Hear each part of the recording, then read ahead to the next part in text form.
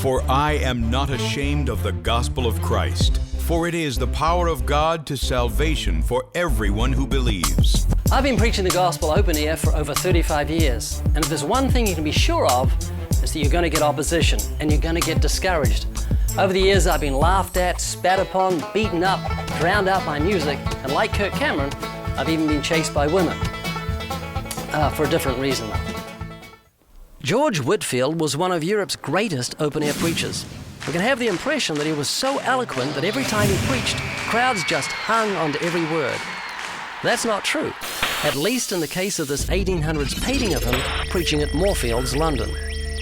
Notice that one bystander has gone to the trouble of climbing a tree and is using a trumpet to drown out the preaching. The second man is using a drum with the same objective.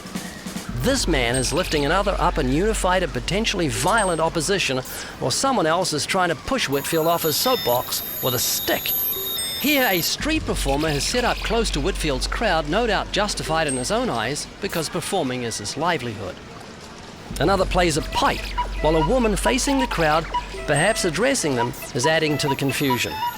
But above all the opposition, the faithful preacher is steadfast in his proclamation of the glorious gospel. This is because he's trusting that some in his audience are humbly listening to his every word. These are typical occurrences for those who preach the gospel in a world that loves darkness. The Bible assures us that as we proclaim the gospel, we will be persecuted. And you have to set your mind on the task of fulfilling the Great Commission.